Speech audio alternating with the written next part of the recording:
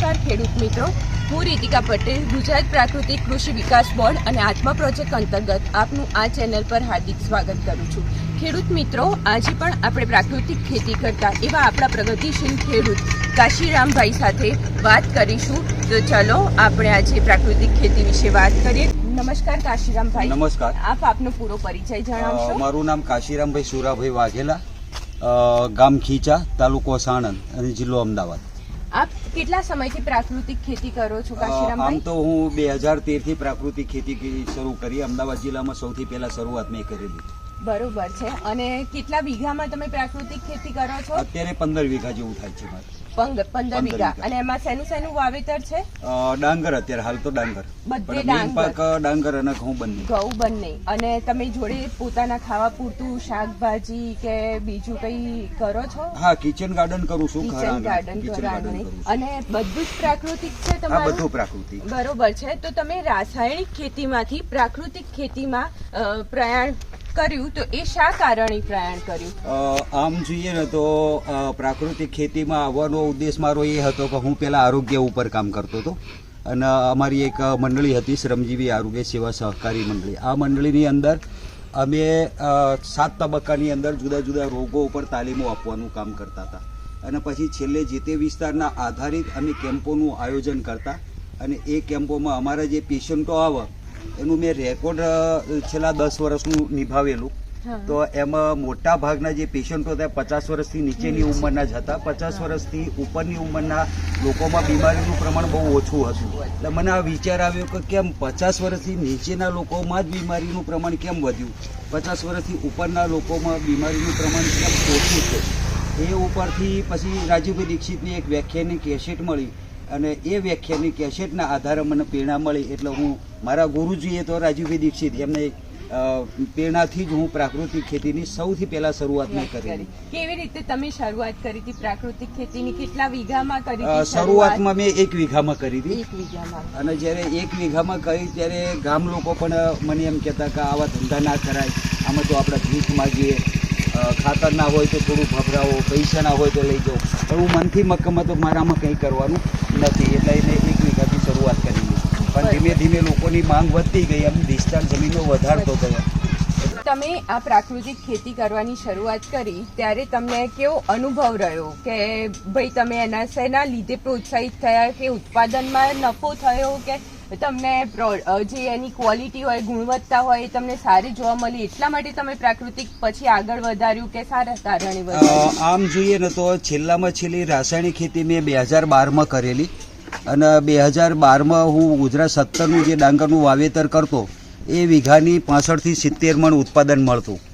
પણ જ્યારે મેં પ્રાકૃતિક ખેતીની શરૂઆત કરી ત્યારે લોકો પણ મને ગભરાવતા હતા કે આવું ના કરાય, આમ ના કરાય। તો મારી ડાંગરનું ઉત્પાદન 2013ની અંદર પહેલા વર્ષે ખાલી 42 મણ થયું। એટલે 70 મણની જગ્યાએ 42 મણ થાય તો એ સામાન્ય રીતે ઘણું ઓછું ઉત્પાદન કહેવાય, એટલે લોસ જાય। પણ મેં જે મારા સંબંધીઓ હતા એમને કહ્યું મેં આ વખતે રાસાયણિક ખાતર અને દવા વગર પ્રાકૃતિક ગાય આધારિત ખેતીની શરૂઆત કરેલી છે, એમાં કોઈ કેમિકલ્સ વાપરેલું નથી। તો બધાના ચોખાનું અગાઉથી બુકિંગ થઈ ગયું।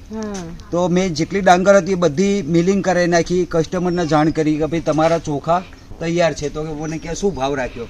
મેં કે ભાવ તો મેં ખેડૂત છું એટલે મેં કોઈ દિવસ ચોખા વેચ્યા નથી, તમે જે આપો એ લઈ લઈશ। તો એમને નક્કી કર્યું કે બજારમાં ગુજરાત 17ના ચોખા રાસાયણિક 32 રૂપિયા કિલો ચાલે છે, અમારે તમને ડબલ આપવા। મેં કે ડબલ તો ના લેવાય। તો આગ્રહ કરીને એમને મને 50 રૂપિયા ભાવ આપેલો। તો 20 કિલો ડાંગરના ભાવ જોઈએ તો 20 કિલો ડાંગરના એ વખતે 2013ની વાત કરું તો બાવળા માર્કેટ અને સાણંદ માર્કેટયાર્ડની અંદર 20 કિલો ડાંગરના ભાવ એ 280 થી 300 હતા। તો હું બજારમાં વેચું તો મને 300 મળે, પણ આ લોકોએ મને આગ્રહ કરી અને 50 રૂપિયા ભાવ આપ્યો અને 20 કિલો ડાંગરના 13 કિલો ચોખાનું ઉતારો મળ્યો। તો 13 કિલો ચોખા ગુણ્યા 50 રૂપિયા ભાવ, તો મારી ડાંગરનું મૂલ્ય થયું 650 રૂપિયા। એટલે આવક ઉત્પાદન ભલે ઓછું થયું પણ આવક ડબલ થઈ ગઈ। તો મને ફાયદો શું થયો? તો રાસાયણિક ખાતર કોઈ ના નાખ્યું, યુરિયા DAP એ ના નાખ્યું, એટલે એ પૈસા બચ્યા। અને રાસાયણિક ખાતર ન નાખ્યું તો એમાં 3 વર્ષ ઓછું રહેશે પણ ધીમે ધીમે વધી જાય। અત્યારે હું કંઈ નહીં કરું તો પણ બધાના જેટલું ઉત્પાદન લઈ શકું છું અને ભાવ ડબલ લઈ શકું છું. બરોબર છે.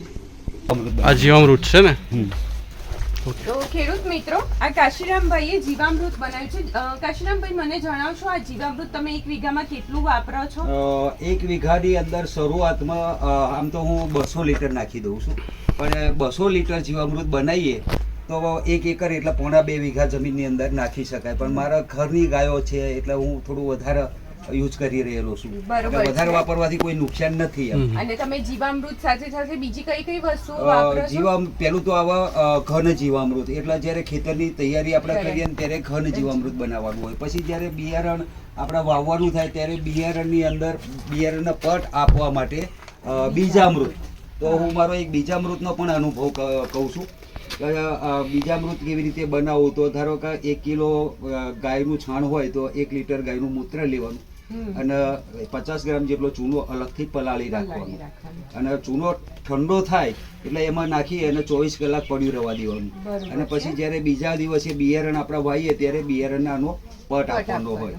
તો હું એક મારા પડોશી મિત્ર હતો, એને અમે બંને સાથે જ ઘઉં વાવવાના હતા, 451 ઘઉં હતા. તો હું બિયારણનો પટ આપતો હતો તો એને સીધા પોંખી દીધા ને પછી મારી જોડે બેસવા આવ્યો. મને કે આ શું કરો છો? તો મેં કીધું હું બિયારણનો પટ આપું છું. તો કે શું શું આવે? એટલે મેં બધી પદ્ધતિ એને સમજાવી. તો ખેડૂતે એમ કહ્યું કે આવી કોણ માથાકૂટ કરે યાર.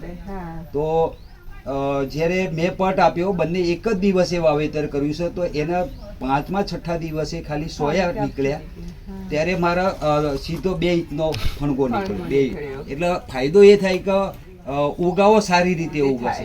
અને બીજામૃતથી ફાયદો એ થાય આપણને કે ખેતરમાં છૂટા, આપણા અત્યારે તો ખેડૂતો છૂટા છાંટણી કરતા હોય છે તો એને પક્ષીઓ ખાતા હોય. પણ જો બીજામૃતનો પટ આપીએ ને તો પક્ષીઓ પણ ખાતા નથી, જર્મિનેશન પણ સારું થાય છે અને પાકીરન ત્યાં સુધી જાણે ડીએપી ખાતર વાપર્યું હોય એવો ગ્રીન ઘેરો કલર આવે છે. બરાબર. એટલે આ બહુ સરસ ફાયદો છે બીજામૃતનો. પછી આવે જીવામૃત. તો જીવામૃત 200 લીટર પાણી હોય, 200 લીટરનું ડ્રમ હોય, એમાં 180 લીટર પાણી, પછી 10 કિલો ગાયનું છાણ નાખવાનું અને 10 લીટર ગાયનું મૂત્ર નાખવાનું. એ ખોબો વડના ઝાડની અથવા કોઈ પણ જૂના ઝાડની માટી લાવવાની, કારણ કે ત્યાં હજારો વર્ષથી પક્ષીઓ બેઠા હોય, પક્ષીઓના બેક્ટેરિયા જમીનની અંદર ભળેલા હોય, એટલે એ સૂક્ષ્મ બેક્ટેરિયા જીવંત બેક્ટેરિયા કહેવાય. તો એ માટી પણ આપણે આ લાવવાની. તો આ જીવંત બેક્ટેરિયા છે એના ખોરાક ઉત્પાદન વધારવું હોય, બેક્ટેરિયાનો સંખ્યા વધારવી હોય તો એને ખોરાક આપવો પડે. તો ખોરાકની અંદર કોઈ પણ કઠોળનો લોટ, એટલે બેસન સરળતાથી મળી રહે આપણને, ચણાનો લોટ. તો એ ચણાનો લોટ અને 1 કિલો દેશી ગોળ, આ 2 વસ્તુ મિક્સ કરી અને વગાડી નાખી દો.